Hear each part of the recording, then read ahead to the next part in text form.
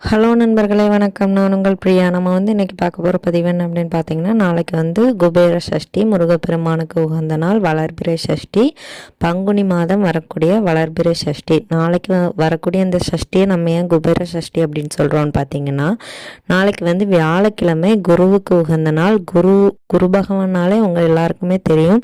ஒருத்தரோட வாழ்க்கையில் குரு உச்சத்தில் இருந்தாங்க அப்படின்னாலே அவங்க வாழ்க்கையில் யோகம்தான். ஸோ அதனால தான் நாளைக்கு வரக்கூடிய சஷ்டியை நம்ம குபேர சஷ்டின்னு சொல்கிறோம். நாளைக்கு நம்ம சொல்லக்கூடிய இந்த ஒரு வரி மந்திரத்தை நீங்கள் 108 முறை சொன்னீங்க அப்படின்னாலே கண்டிப்பாக உங்களுக்கு இருக்கக்கூடிய கடன் பிரச்சனை என்ன விதமான பிரச்சனையாக இருந்தாலும் கட்டாயமாக முருகப்பெருமான் தீர்த்து வைப்பார். அதற்கு முன்னாடி நீங்கள் நம்மளோட சேனலை இது வரைக்கும் சப்ஸ்கிரைப் பண்ணாமல் பார்த்துட்டு இருந்தீங்க அப்படின்னா மறக்காமல் சப்ஸ்கிரைப் பண்ணி வச்சுக்கோங்க. இது போல் முருகர் சம்பந்தமான பயனுள்ள தகவல்களை நீங்கள் பார்த்து தெரிந்து கொள்ள முடியும். நீங்கள் இந்த பதிவை பார்க்கக்கூடிய முருக பக்தர்களாக இருந்தீங்க அப்படின்னா ஓம் சரவணபவா போற்றிங்கிறத நம்மளோட கமெண்ட் பாக்ஸில் கமெண்டாக போஸ்ட் பண்ணுங்கள். கட்டாயமாக உங்களோட வேண்டுதல்களை முருகப்பெருமான் நிறைவேற்றி வைப்பார். இப்போ வாங்க நம்ம பதிவுக்குள்ளே போகலாம். ஸோ நாளைக்கு நம்ம குபேர சஷ்டி அப்படின்னு சொல்லிட்டோம். நாளைக்கு நீங்கள் என்னென்ன விஷயங்களுக்காக நீங்கள் பரிகாரங்கள் செய்யலாம் அப்படின்னு பார்த்தீங்கன்னா, நம்ம நாளைக்கு ஒரு எளிமையான பரிகாரமும் சொல்ல போகிறோம். இது ரொம்ப ஈஸியான ஒரு விஷயந்தான் நம்ம செய்ய போகிறது. இந்த பரிகாரம் செய்வதற்கு தேவையான பொருளும் நம்மளோட சமையல் அறையிலேயே தினமும் நம்ம பயன்படுத்தக்கூடிய பொருள் தான். தினமும் பயன்படுத்தலை அப்படின்னாலும் நம்மளோட சமையல் அறையில் கண்டிப்பாக இந்த ஒரு மருந்து கண்டிப்பாக இருக்கும். இது எல்லார் வீட்டு சமையல் அறையிலும் இருக்கக்கூடிய ஒரு விஷயம்தான். ஸோ அதை வச்சு தான் நம்ம நாளைக்கு ஒரு எளிமையான பரிகாரம் செய்ய போகிறோம். அதுவும் என்னென்னு நான் தெளிவாக சொல்கிறேன். நீங்கள் வீடியோவை ஸ்கிப் பண்ணாமல் பாருங்கள். இது எதுக்காக நம்ம செய்கிறோம் அப்படின்னா, உங்களுக்கு தீர்க்க முடியாத கடன் பிரச்சனை இருக்குது, ரொம்ப கடன் கழுத்தை நெரிக்கிற மாதிரி இருக்குது, அந்த மாதிரி இருக்கிறவங்க கூட இதை ட்ரை பண்ணிங்க அப்படின்னா கண்டிப்பாக உங்களோட கடன் பிரச்சனைகள்ல இருந்து முருகப்பெருமான் உங்களுக்கு விடுவிச்சு தருவார். ஏன்னா அதிகப்படியான கடன் இருக்கிறவங்க கந்த கடவுளோட காலடியை பிடிச்சிங்க அப்படின்னா கட்டாயமாக உங்கள் கடன் சுமை குறைக்கப்படும் அப்படின்னு சொல்லப்பட்டிருக்கு. ஸோ அதனால தான் நானும் சொல்கிறேன், நீங்களும் மறக்காமல் இந்த ஒரு விஷயத்தை நாளைக்கு செஞ்சு பாருங்கள். நாளைக்கு அதுவும் குரு பகவானுக்கு உகந்த இந்த குபேர சஷ்டி. ஸோ அதனால் நீங்கள் முருகப்பெருமான்கிட்ட உங்களோட வேண்டுதல்களை கேட்கும்போது கண்டிப்பாக உங்கள் வேண்டுதல்கள் நிறைவேற்றப்படுமா.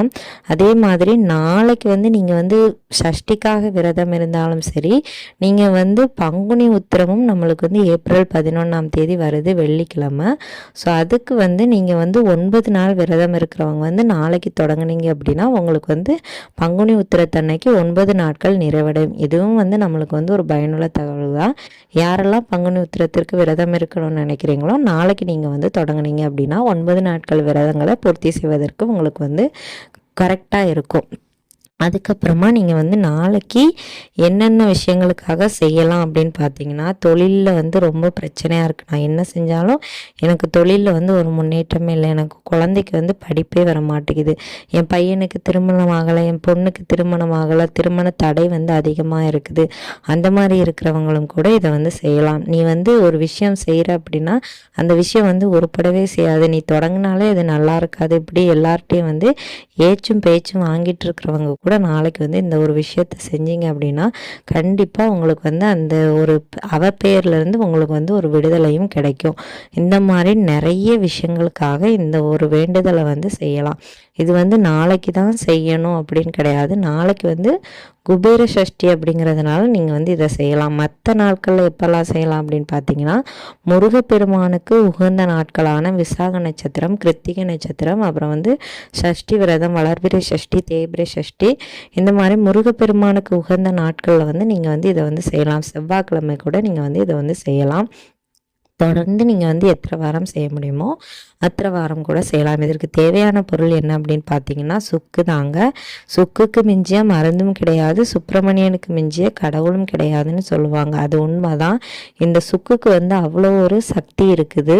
ஸோ அதனால தான் நம்ம இந்த சுக்கை வச்சு ஒரு சின்ன பரிகாரம் பார்க்க போகிறோம். சுக்கு ஒரு துண்டு எடுத்துக்கோங்க, நல்ல சுக்கு, பூச்சி பிடிக்காத சுக்கா வந்து எடுத்துக்கோங்க. சிலவங்க வண்டு அரிச்சிருக்கும். ஸோ அந்த சுக்கெல்லாம் எடுக்கக்கூடாது. சுத்தமான சுக்கு வந்து வாங்கி வச்சுக்கோங்க. அந்த சுக்கு ஒரு துண்டு, அப்புறம் வந்து கொஞ்சம் விபூதி எடுத்துக்கோங்க. ஒரு அகல் விளக்கில் கொஞ்சம் விபூதி, கடைசியாக அந்த அகல் விளக்கில் இருக்க விபூதியை உங்கள் உள்ளங்கை வலது உள்ளங்கையில் வந்து தட்டி வச்சுட்டு அந்த சுக்கையும் தூக்கி அந்த விபூதிக்கு மேலே வந்து வச்சுட்டு உங்கள் கைகளை வந்து இருக்க மூடிக்கோங்க. அதுக்கு முன்னாடி நீங்கள் வந்து உங்கள் பூஜை அறையில் இருக்கக்கூடிய முருகப்பெருமானோட படத்தை வந்து நல்லா தொடச்சி சுத்தம் பண்ணிவிட்டு அதுக்கு வந்து என்ன பூ வச்சுருக்கீங்களோ அதால் அலங்காரம் பண்ணிக்கோங்க. பண்ணிவிட்டு நீங்கள் வந்து முருகப்பெருமானுக்கு வந்து ஒரே ஒரு நெய் தீபம் அகல் தீபமாக ஏற்றுங்க. மற்ற எந்த விளக்குலையும் நீங்கள் வந்து தீபம் ஏற்ற வேண்டிய அவசியம் கிடையாது. அகல் தீபம் ஏற்றினாலே முருகப்பெருமானோட உள்ளம் முழுமையாக குளிர்ந்துடும். ஸோ அதனால் நீங்கள் வந்து அகல் தீபம், நெய் தீபமோ நல்லெண்ணெய் தீபமோ உங்களால் என்ன தீபம் ஏற்ற முடியுதோ அதை வந்து ஏற்றிக்கோங்க.